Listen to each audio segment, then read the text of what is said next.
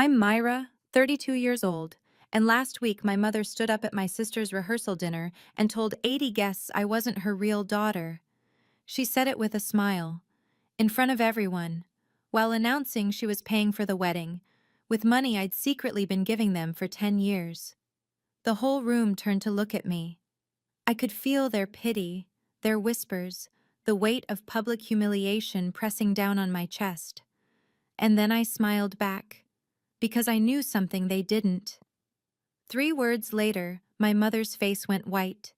Before I continue, if you're enjoying this story, please take a moment to like and subscribe, but only if you genuinely connect with it. Drop a comment telling me where you're watching from and what time it is there. Now let me take you back 10 years, to the day everything began. 10 years ago, I was 22, fresh out of college with an accounting degree and an entry-level job that barely covered rent. I thought I had my whole life figured out. My family looked picture perfect from the outside. Dad, Richard Sterling, had been a sales director for 20 years. Mom, Diane, was a homemaker who treated our family's reputation like her full-time job. And then there was Chloe, my younger sister. 18, golden-haired, effortlessly charming. She'd just been accepted into a prestigious university on the East Coast. The favoritism wasn't new. It had always been there, woven into the fabric of our family, like an ugly thread no one acknowledged. When I graduated college, my parents threw me a small dinner, 5 people.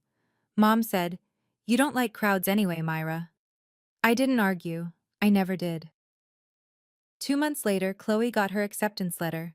They rented out a restaurant. 50 guests, a 3-tier cake. Dad gave a speech about how proud he was of his little star. I sat in the corner, clapping along with everyone else. "Chloe needs encouragement," Mom explained when I asked about the difference. "She's young, she needs support. You've always been able to take care of yourself." I told myself she was right. Chloe was the baby, she needed more attention. I was the older sister, steady, reliable, invisible. That was my role. I had no idea that in just a few weeks my father would call me with news that would change everything. News that would turn me from the invisible daughter into something else entirely, something they would spend the next decade pretending didn't exist. The second sign came a week before that phone call. I was visiting home for Sunday dinner when I overheard Mom and Dad in the kitchen. They were planning to buy Chloe a car. Not just any car, a brand new Honda Civic for her to drive at college. "She can't be taking buses," Mom said. "What would people think?" I thought about my own commute. 2 hours each way on public transit. Crowded buses, late-night walks from the station to my apartment. No one had ever worried about what people thought of that. I didn't say anything. I never did. Swallow it down, Myra. Keep the peace. That Thursday night, my phone rang at 11 p.m., Dad's number. His voice was different, smaller, almost trembling. "Myra, I need to talk to you, but you can't tell anyone, especially not Chloe." My father was a proud man. In 30 years, I'd never heard him sound like this. "Dad, what's wrong?" A long pause. Then, "I lost my job, Myra, 3 weeks ago. And our retirement fund. It's almost gone. Bad investments. I thought I could fix it, but—" His voice cracked. My father, the man who never showed weakness, who lectured us about financial responsibility, who looked down on anyone who couldn't handle their own affairs, was calling his invisible daughter in the middle of the night, begging for help. "What do you need?" I asked. "Just don't tell your mother I called. She's already so stressed. And Chloe has school to focus on." Even then, even in crisis, I was the one they could burden without guilt. What he said next would reshape our relationship forever, though I didn't know yet whether it would break us or bind us. Dad laid it all out over the next hour. He'd been let go without warning. Corporate restructuring, they called it. At 55, no one was hiring. He'd sent out dozens of applications. Nothing. The retirement fund was worse. Years ago, he'd moved most of it into what a friend called a sure thing. The sure thing collapsed. What was supposed to be their safety net had shrunk to almost nothing. "We're 3 months behind on the mortgage," he admitted. "If we miss another payment, they could lose the house." The next day, Mom called. Her voice was thick with tears. "Myra, your father told me he spoke to you. I know we shouldn't ask, but you're the only one who can help. Chloe's still in school, she can't work, and we can't tell anyone about this. You understand, don't you?" I understood. I always understood. "What do you need me to do?" "Just a little help each month, until your father finds something. We'll pay you back, of course. But Myra," her voice dropped, "no one can know. Not Chloe, not your aunts, not anyone. We can't have people thinking this family is struggling." I was making $52,000 a year. After rent, utilities, and student loans, I had maybe $800 left each month. They were asking for $10,500. I said yes anyway. "You're such a good daughter," Mom whispered. "The best. We'll never forget this, Myra. Never." I set up an automatic transfer that week. Every month, $10,500 would flow from my account into their retirement fund. I picked up overtime shifts, canceled my gym membership, stopped eating out. It was supposed to be temporary. It wasn't. Let me tell you what 10 years of temporary looks like. I worked 60-hour weeks. I climbed from junior accountant to senior accountant to accounting manager to chief financial officer at a mid-sized pharmaceutical company. Every promotion meant a bigger paycheck and a bigger transfer to my parents. I lived in the same tiny studio apartment for 7 years. No vacations, no new furniture. I wore the same interview suit to every job until the elbows wore thin. Every month, $2,500. Then $3,000 when I got my first real raise. Then $3,500. Like clockwork. Like breathing. Like it was just part of who I was. And my parents? They never missed a beat. Chloe got a new car when she graduated, then a down payment for her first apartment, then a designer wardrobe for her marketing job in Manhattan. Her birthday parties were legendary, catered affairs with champagne and live music. My birthdays? A card. Sometimes a phone call if Mom remembered. I wasn't invited to most family gatherings. "You're always so busy with work," Mom would say. "We didn't want to bother you." The math was simple. 10 years. 120 months. An average of $2,800 per transfer. Over $336,000. I paid for my parents' retirement while they told everyone they'd done it themselves. I sacrificed my 20s while they celebrated my sister. I kept their secret while they slowly erased me from the family portrait. And not once, not a single time in 10 years, did they say thank you. Not officially, not in front of anyone, not in any way that mattered. I told myself it didn't matter. Actions speak louder than words, right? They knew what I'd done for them. I was wrong. I was 32 when I finally looked in the mirror and saw what I'd become. Daniel and I had been dating for 2 years. He was kind, patient, and completely confused by the way I lived. One night he asked the question I'd been avoiding. "Myra, have you ever thought about buying a place? For us?" I stared at my bank account. After 10 years of six-figure salaries, I had less than $15,000 in savings.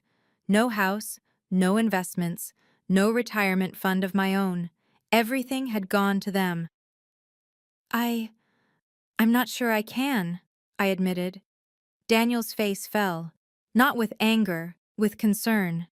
"Myra, I love you, but sometimes I don't know who you're living for. It's not yourself." He was right, and I hated that he was right. The final blow came 2 weeks later. Mom called, breathless with excitement. "Chloe's engaged. To Brad. You remember, the lawyer? We're going to throw her the most beautiful wedding. Your father and I will pay for everything." Pay for everything. My stomach dropped. "What's the budget?" I asked, keeping my voice steady. "Oh, somewhere around 80,000. Maybe more. She deserves a fairy tale, don't you think?" $80,000. 3 years of my transfers, money I'd sacrificed, vacations and relationships and my own future to provide, and they were going to spend it on a wedding while telling everyone they'd paid for it themselves. I didn't sleep that night, or the next. Something had to change. I just didn't know yet how much. Chloe's engagement was everything my parents had dreamed of. Brad Harrison came from old money, the kind that didn't need to brag because everyone already knew. His family owned half the commercial real estate in Hartford. He was handsome, polished, and looked at Chloe like she'd hung the moon. I wanted to be happy for her. Part of me was, but mostly I felt hollow. Mom called every day with wedding updates. The venue would be Riverside Country Club, the most exclusive in Connecticut. 300 guests, a designer dress, imported flowers, a 12-piece orchestra. We're sparing no expense, she gushed. Chloe deserves perfection. I finally asked the question burning in my throat. Mom, where's the money coming from? Silence. That's not really your concern, Myra. I think it is. Don't be difficult. This is your sister's special day. And I'm asking a simple question. Where is the money coming from? From us. From our savings. Why are you being like this? Their savings. The fund I'd been filling for a decade. Those savings, I said carefully. You mean the retirement fund? Myra. Her voice turned cold. I don't like your tone. We've worked hard our whole lives. We're allowed to celebrate our daughter's wedding. Which daughter? She hung up. I sat in my apartment, hands shaking. For 10 years, I'd stayed silent. I'd sacrificed. I'd told myself that family meant putting others first. But this wasn't family. This was erasure. I needed answers, real ones, and I knew exactly who to call. I drove to my parents' house that Saturday. Dad was in his study, the room that used to be off limits when I was a child. Now it just looked tired. Faded books, dusty golf trophies, a man trying to hold on to a version of himself that no longer existed. Myra, he barely looked up. Your mother said you called. I want to talk about the wedding budget. There's nothing to discuss. There's $336,000 to discuss, Dad. That got his attention.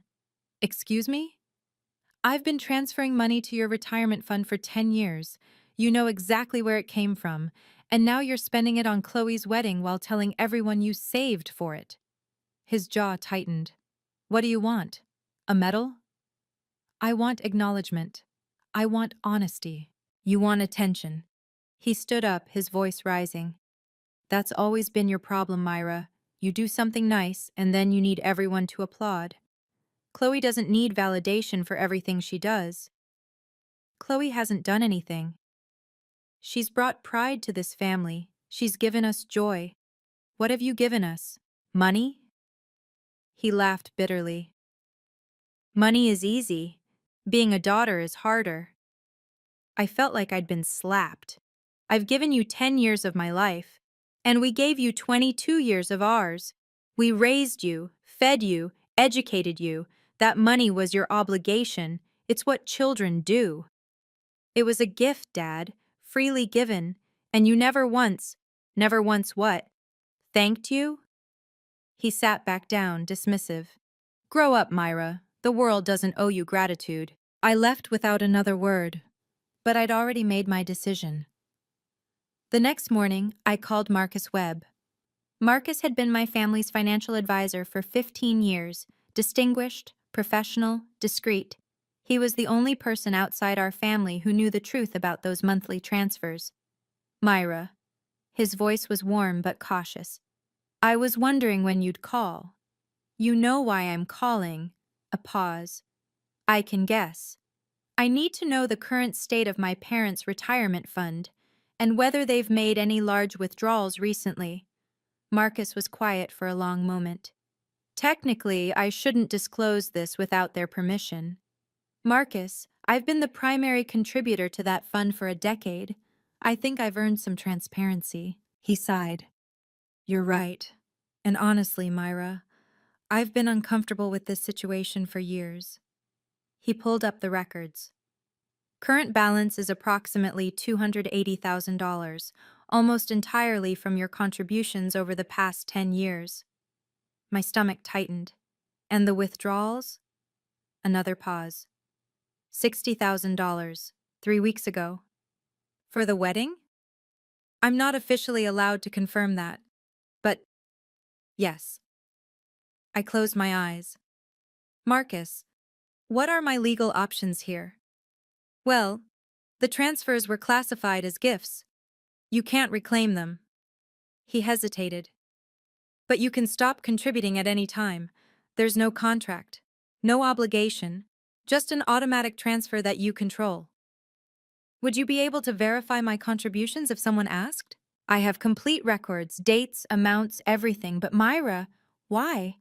Because I might need a witness. Silence. Myra, you should know. Your parents invited me to the rehearsal dinner. As a family friend. The pieces clicked into place. Thank you, Marcus. I'll see you there. The phone rang 3 days before the rehearsal dinner. Myra, it's Aunt Patricia. Aunt Patricia was Mom's older sister. The one person in our family who'd never quite bought the official narrative. At 70, she had the kind of quiet wisdom that came from watching decades of family drama unfold. I heard about the wedding, she said. Your mother won't stop talking about it. The venue, the flowers, the dress, how they're paying for everything. I said nothing. Myra, honey, can I ask you something? Go ahead. Where is that money actually coming from? My throat tightened. Why do you ask? Because I know your parents. I know they lost nearly everything in that investment scheme. I know your father hasn't worked in 10 years. Her voice softened. And I know you, sweetheart. I've watched you work yourself to the bone while Chloe gets everything handed to her. For the first time in years, I felt tears prick my eyes. Aunt Patricia, you don't have to tell me the details. But if what I suspect is true, if you've been carrying this family while they pretend you don't exist, I want you to know something. What? I see you. I've always seen you. And whatever happens at that dinner, I'll be in your corner. I took a shaky breath. How did you know? Because I'm the older sister too, Myra. I know what it's like to give and give until there's nothing left. A pause. And I know what it feels like when no one notices. We talked for another hour.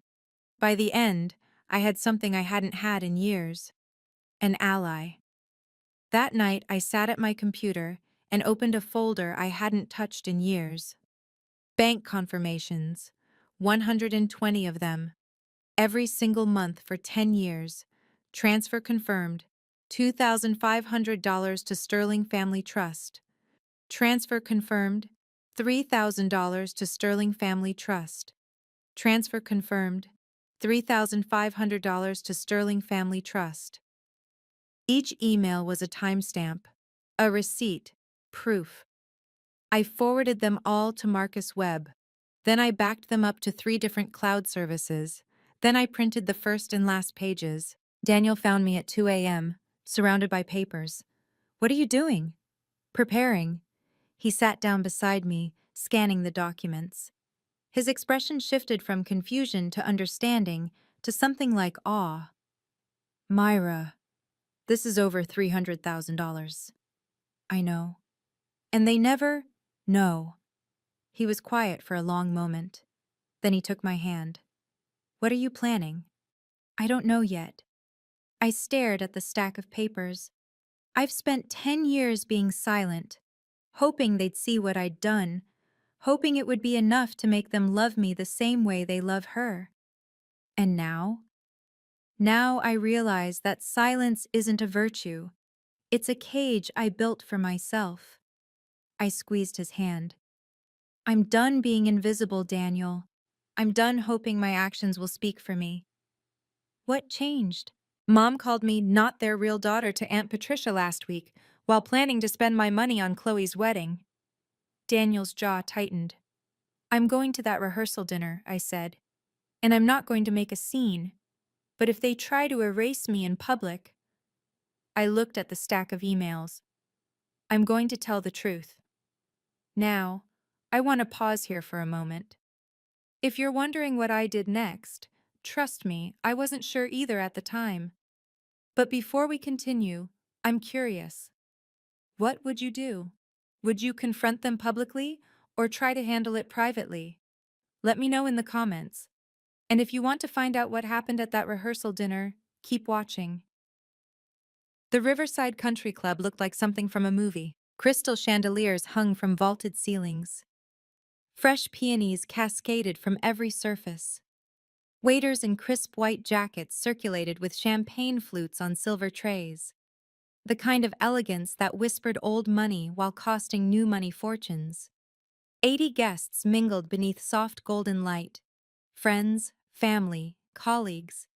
Brad's parents, immaculately dressed and impossibly poised. My parents' social circle, all designer dresses and practiced smiles. Daniel squeezed my hand as we walked in. You okay? Ask me again in an hour. I'd chosen my outfit carefully, a simple navy dress, elegant but understated.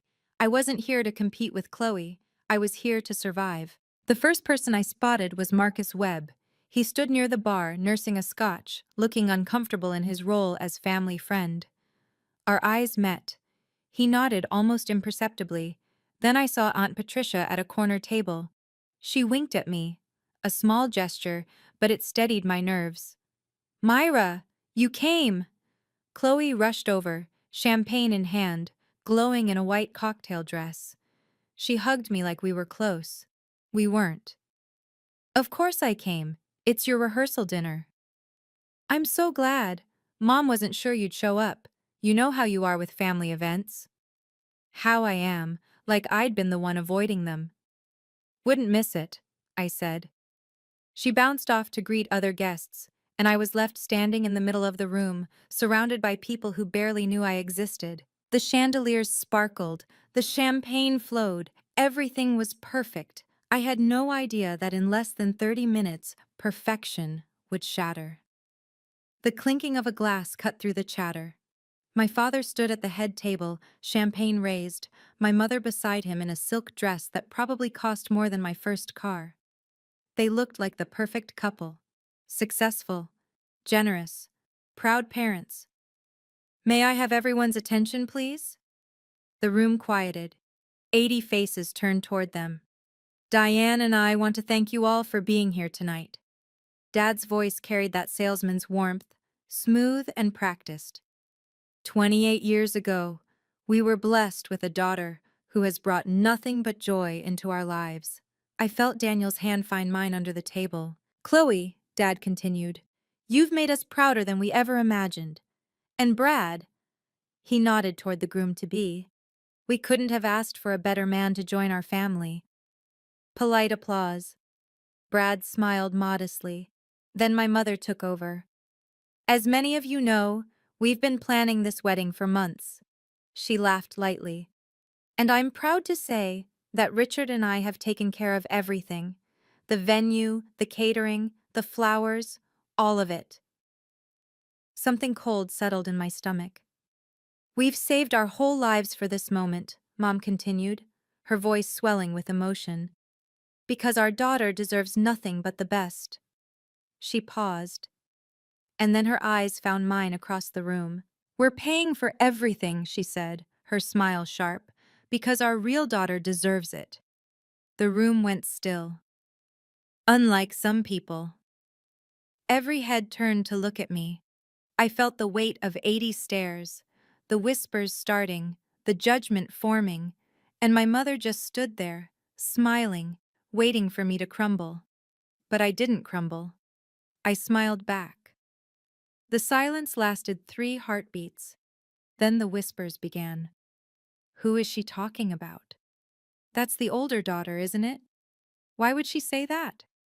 Poor thing. I could feel the room's pity pressing against me like a physical weight. The older sister, the forgotten one, the one who wasn't really family. Chloe stood frozen near the dessert table, her champagne glass suspended midair. Her face had gone red, embarrassment or shame, I couldn't tell.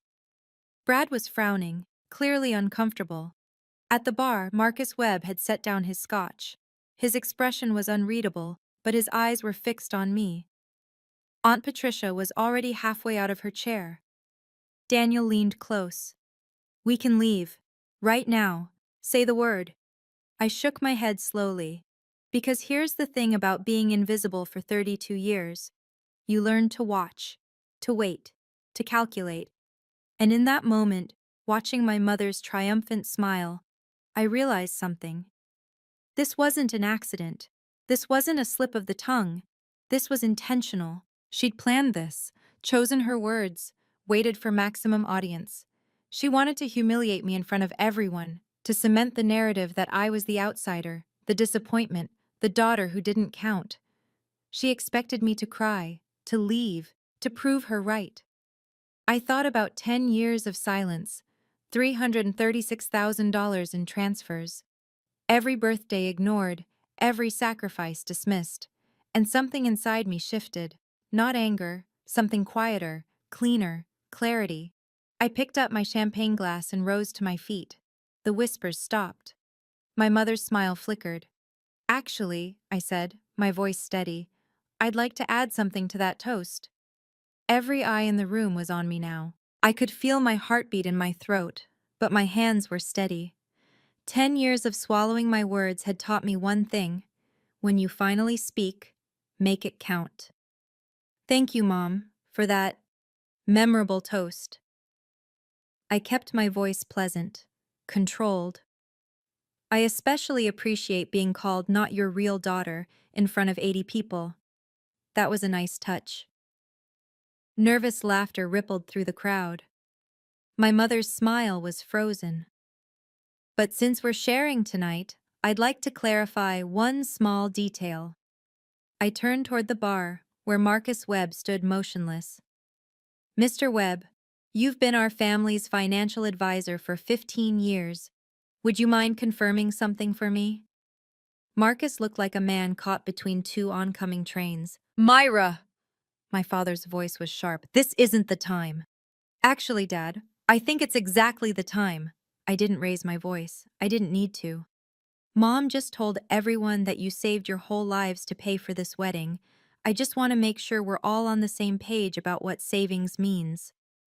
The room had gone completely silent. You could hear the ice settling in glasses.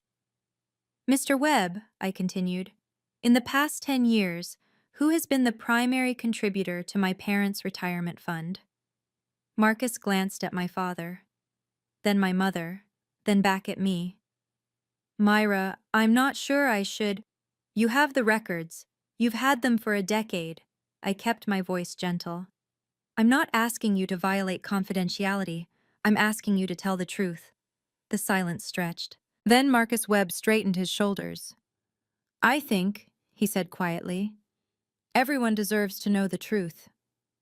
Marcus Webb cleared his throat. "According to my records," he began, his voice carrying clearly through the silent room, "over the past 10 years, Myra Sterling has transferred approximately $336,000 into her parents' retirement fund." A gasp rippled through the crowd. "That fund," Marcus continued, "which currently holds around $280,000 after recent withdrawals, consists almost entirely of Myra's contributions, monthly transfers, every single month for 10 years. I watched the room process this information, eyes widening, heads turning, the math clicking into place. My mother's face had gone pale. That's private family business. You made it public, Mom." My voice was calm. "You called me not your real daughter in front of everyone here. You said you were paying for everything. I'm simply clarifying where that money actually came from." "This is outrageous," my father sputtered. "Marcus, you had no right." "He had every right," I interrupted, "and so do I." From the corner of my eye, I saw Aunt Patricia stand up. "Diane," her voice cut through the tension like a knife. "Is this true? Has Myra been supporting you for 10 years while you treated her like a stranger?" My mother's mouth opened and closed. Brad pulled Chloe aside, whispering urgently. Chloe looked shell-shocked, tears forming in her eyes. The whispers had become a low roar. I heard fragments. Over 300,000. 10 years? And they never. I can't believe. My father tried to regain control. This is a misunderstanding. We'll discuss this privately as a family. No. I shook my head. We've had 10 years of private. 10 years of secrets. 10 years of me staying quiet while you erased me. I raised my champagne glass. Now it's time for something different. The room was utterly still. I looked at my parents, really looked at them. My father, red-faced and furious. My mother, pale and trembling. For 32 years, I had desperately wanted them to see me, to love me the way they loved Chloe, to acknowledge that I mattered. Now, standing in this beautiful room surrounded by witnesses, I realized something. Their approval was never coming, and I didn't need it anymore. Mom, you asked who your real daughter is. I kept my voice steady. Let me answer that. She gripped my father's arm. Your real daughter is the one who worked 60-hour weeks while you told everyone she was too busy for family. I took a breath. Your real daughter is the one who gave up buying a home so you wouldn't lose yours. The words came easier now. 10 years of silence, finally breaking. Your real daughter is the one who kept your secret for a decade because you asked her to, who never told Chloe, who never told anyone, who sacrificed her 20s, her savings, her future, for you. My mother had started crying, but I wasn't finished. But here's the thing about real daughters, Mom. They deserve to be treated like family, and I haven't been. I raised my glass higher, so I have 3 words for you. The room held its breath. I looked directly into my mother's eyes. I'm stopping payments. My mother's face went white. Effective immediately. I've already notified Marcus. The automatic transfers end today. I set down my glass. You want to pay for everything? Now you'll actually have to. Dead silence. Then my father's champagne glass slipped from his fingers and shattered on the floor. The sound of breaking glass seemed to snap everyone back to reality. You can't do this. My father's voice was hoarse. We have an agreement.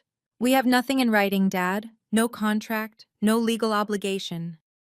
I kept my tone professional, like I was discussing quarterly reports. I gave you gifts, generous gifts, and I have every legal right to stop giving them.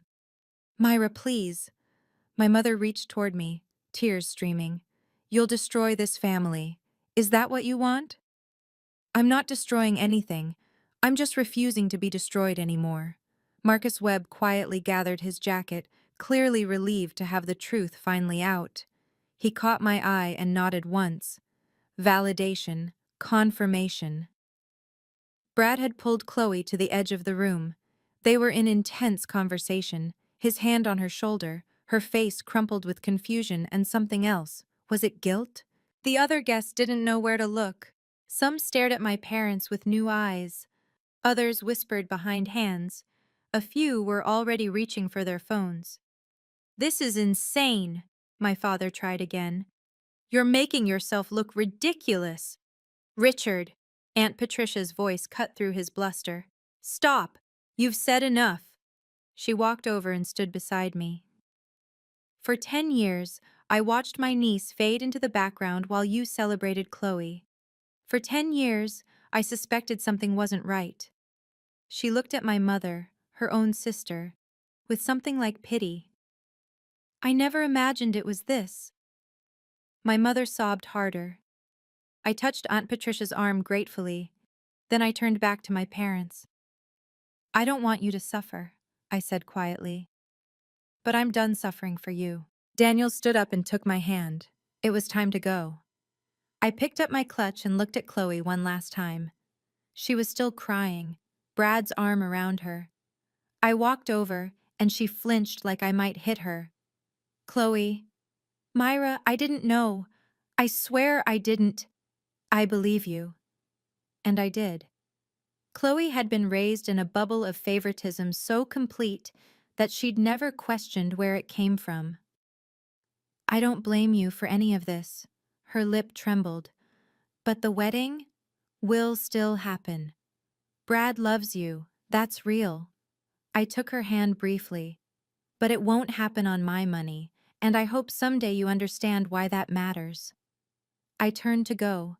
Daniel was waiting by the door, jacket over his arm. Myra! My mother's voice, shrill and desperate. You're walking away from this family! I paused at the threshold. No, Mom. I'm walking toward a family that actually exists. I looked at Daniel, at Aunt Patricia, who was gathering her things to leave with us.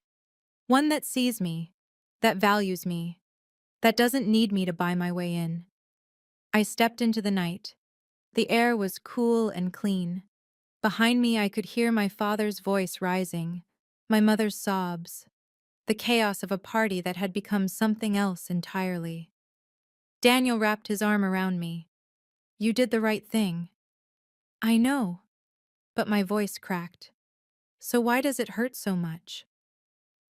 Aunt Patricia caught up to us in the parking lot. She pulled me into a hug, warm and firm and completely unexpected. Because love doesn't stop just because you set a boundary, she whispered, but neither should self-respect. I let myself cry then, finally, after 10 years. My phone exploded the next morning, 15 missed calls from my father, 23 texts from my mother, ranging from tearful apologies to furious accusations, voicemails I couldn't bring myself to play. Daniel made me pancakes while I stared at the screen. The first text from Mom. Myra, please call us. We need to talk. You've humiliated us. The fifth. I'm your mother. How could you do this? The 10th. If you don't call back, don't bother coming to the wedding. The 15th. I always knew you were jealous of Chloe. I turned off my phone. Mid-morning, a different name appeared on Daniel's screen. Chloe. Should I answer? He asked. I nodded. He put it on speaker. Myra, it's Chloe. Her voice was thick with tears. I know you're probably not answering your phone. I needed to ask. Ask what? Is my wedding ruined? Is it all going to fall apart because of... She stopped. I'm sorry, that sounds selfish. It's okay. It is your wedding. But Brad says he still wants to marry me. He says his family will help if needed. He says... She took a shaky breath. He says I should have known something was wrong, that I should have asked questions. I closed my eyes. Chloe, your wedding isn't ruined. Brad loves you. But yes, things are going to change. Mom and Dad won't be able to pay for everything they promised. Silence. Myra, do you hate me? The question hung in the air. No, I said finally. I don't hate you. I'm just done pretending that everything was fair. An email notification pinged on my laptop. From Marcus Webb. Transfer terminated as requested. Confirmation attached. It was really over. The fallout spread faster than I expected. Within a week, the story had circulated through my parents' entire social circle. 80 guests had witnessed the confrontation. 80 people went home and told their spouses, their friends, their book clubs and golf buddies. Aunt Patricia called me with updates. Your father got cornered at the country club yesterday, she said. Frank Miller, his old golf partner, asked him point blank, You let your daughter support you for 10 years and still treated her like that? I didn't feel triumph, just exhaustion. What did he say? Tried to explain it away. Said you were exaggerating. Said families help each other. She paused. Frank didn't buy it. Neither did anyone else. My mother, apparently, had become the subject of whispers at her women's club. The same women she'd spent years impressing with stories of her successful family were now looking at her differently. Did you hear about the Sterling situation? I always thought something was off. Poor Myra, all those years. 2 weeks before the wedding, my parents made their announcement. The reception was being scaled down. 300 guests became 100. The 12-piece orchestra became a DJ. The imported flowers became local arrangements. Brad's family quietly covered the difference. Chloe called me after. Mom told everyone it's because of unexpected changes. Her voice was small. Brad's parents know the truth.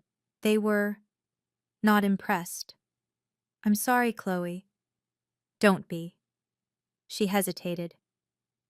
Brad said something to me last night. He said, if your sister could do all that for your parents with no recognition, imagine how loyal she'd be to people who actually appreciated her. A lump formed in my throat. He sounds like a good man. He is. And Myra? I'm starting to understand. 3 months later, I opened a savings account. It sounds small, but it wasn't. For the first time in a decade, money I earned stayed with me. No automatic transfers, no silent sacrifices, just mine.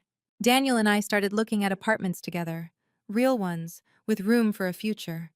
Every listing we toured felt like a door opening. At work, the stress that had lived in my shoulders for years began to ease. I got a promotion, CFO now, officially, and actually celebrated it. Dinner at a nice restaurant, champagne. Daniel across the table, telling me he was proud. I started therapy. That was harder than I expected. Unpacking 32 years of feeling invisible doesn't happen in one session, or 10. But slowly, I began to understand patterns I'd never seen before. You developed what's called a fawn response, my therapist explained. When you sensed potential rejection, you tried to prevent it by being useful, by being needed. And that's why I gave them everything. You weren't buying their love, Myra. You were trying to earn your place in the family. But here's the thing. She leaned forward. Your place shouldn't require payment. I thought about that a lot in the weeks that followed. Aunt Patricia became my closest family connection. Weekly phone calls, monthly brunches. She told me stories about my mother as a young woman, not to excuse her, but to help me understand. Diane was always terrified of how things looked, Patricia said. Our parents were the same way. She learned that appearance was everything. And when reality didn't match the image, she shrugged sadly. She just denied reality. It didn't make it okay. But it helped me stop asking myself what I'd done wrong. The answer was nothing. I'd done nothing wrong. We're almost at the end now, but I want to ask you something. Have you ever had to set a boundary with someone you love? Was it with family, a friend, someone you trusted? I'd really love to hear your story. Drop it in the comments. I read every single one.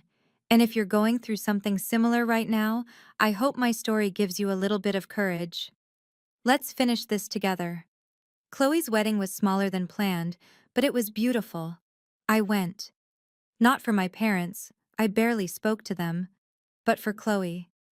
Because she was my sister, and because she was finally starting to see me. The ceremony was held in a garden behind Brad's family's estate. White chairs on green grass. A simple arch covered in local flowers. Intimate, real. I sat in the back with Daniel, wearing a dress I'd bought for myself for the first time in years. Aunt Patricia was 2 rows ahead, shooting me encouraging smiles. When Chloe walked down the aisle, she looked radiant. And when her eyes found mine, she paused, just for a second, and mouthed 2 words, "Thank you." I nodded. At the reception, my parents kept their distance. We exchanged polite words, nothing more. My mother looked older than she had 3 months ago. My father seemed diminished somehow, smaller in his expensive suit. Before I left, my mother approached me. "Myra," her voice was strained, Do you still love us?" I considered the question. "Yes," I said finally. "I do." Hope flickered in her eyes. "But I love myself more now, and that means I can't keep being the person who gives everything while getting nothing back." "We could change? Maybe." I touched her arm gently. "But that's not my responsibility anymore. You have to want to change. Not because I stopped paying, but because you realize what you did was wrong." She didn't have an answer to that. I found Chloe before leaving and handed her an envelope. "It's not money," I said. "It's a letter. Read it when you're ready." She hugged me, really hugged me, for the first time since we were children. It felt like a beginning. 6 months later, Daniel and I moved into our first apartment together. It wasn't huge. 2 bedrooms, a small balcony, a kitchen where we kept bumping into each other. But it was ours. Paid for with my money. Money I'd earned and kept. The first night, we sat on the balcony with takeout and cheap wine, looking at the city lights. Regrets? Daniel asked. I thought about it. Only that I waited so long. My relationship with my parents became what it needed to be, distant but not hostile. I called on holidays, visited occasionally, but the easy access was gone, and so was the expectation that I would fix everything. They had to adjust, sell the big house, move into a smaller condo, learn to live within their means. My mother complained about it to anyone who would listen, but fewer people were listening these days. Chloe and I grew closer. She read my letter and cried for an hour. Then she called me and we talked, really talked, for the first time in our lives. I was so blind, she said. I'm so sorry. You didn't know. I should have asked. I should have seen. Maybe. But we can't change the past. We can only choose what comes next. I look in the mirror these days and finally recognize the person staring back. Not invisible. Not the forgotten daughter. Not the one who gives until there's nothing left. Just Myra, 32 years old, figuring it out. And you know what? That's enough. It was always enough. I just had to stop waiting for someone else to tell me so. After everything settled, I spent a lot of time thinking about why. Why did my parents treat me that way? Were they evil, cruel, monsters? My therapist helped me understand something important. People aren't usually villains in their own story. They're just people, shaped by their own fears and wounds. My father lost his job at 55. For a man who built his entire identity on being a provider, that was devastating. He couldn't handle depending on his invisible daughter, so he rewrote the narrative. I became obligation, not sacrifice. My support became duty, not generosity. It was easier than admitting he needed help. My mother was more complicated. She'd grown up in a household where appearance was everything. When I was born premature and sick, I think some part of her resented me for disrupting her perfect family image. Chloe came later, healthy, beautiful, easy. The daughter she'd imagined having. Admitting what she'd done to me would mean admitting she'd been wrong for 30 years. Easier to deny. Easier to pretend. None of this excuses them. Understanding isn't the same as forgiving. But it helped me stop asking the question that had haunted me my whole life. What did I do wrong? The answer, I finally realized, was nothing. I didn't do anything wrong. I was born to people who weren't equipped to love me the way I needed. That was their failure, not mine. And staying silent, giving endlessly, hoping they'd eventually see me. That was me trying to fix something that was never my responsibility to fix. You can't earn love from people who don't know how to give it. But you can learn to give it to yourself. That's the lesson I wish I'd learned 10 years earlier. So what about me? What was my mistake? I think I believed that if I just gave enough, loved enough, sacrificed enough, I could finally earn my place at the table. That actions would speak louder than words. That someday, somehow, they'd look at me and see what I'd done. That was my weakness. And they exploited it, maybe not consciously, but consistently. I was terrified of being abandoned, of being confirmed as unlovable. So I made myself indispensable instead. I thought being needed was the same as being wanted. It wasn't. If you're watching this and something resonates, if you recognize yourself in my story, I want to tell you something. You don't have to burn yourself down to keep others warm. Your worth isn't measured by what you sacrifice. Setting boundaries isn't selfish, it's survival. Silence isn't peace. Sometimes it's just a cage you build around yourself, waiting for someone else to unlock the door. Here's the truth. They're not going to unlock it. You have to do it yourself. And it will hurt. Walking away from people you love, even when they're hurting you, that hurts. Choosing yourself when you've spent your whole life choosing everyone else, that hurts too. But staying hurts more.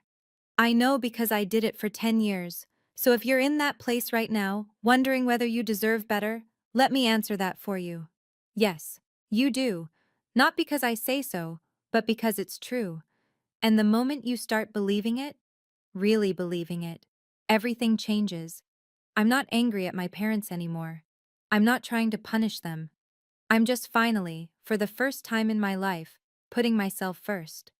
It's not revenge, it's healing. And I'm just getting started. Thank you for staying until the end. If this story touched you in any way, I'd love to hear from you. Drop a comment, share your own experience. I read every single one. If you haven't already, please like and subscribe. It means more than you know. And check out the description below for more stories like this one. I think you'll connect with them too. Until next time, take care of yourself. You deserve it.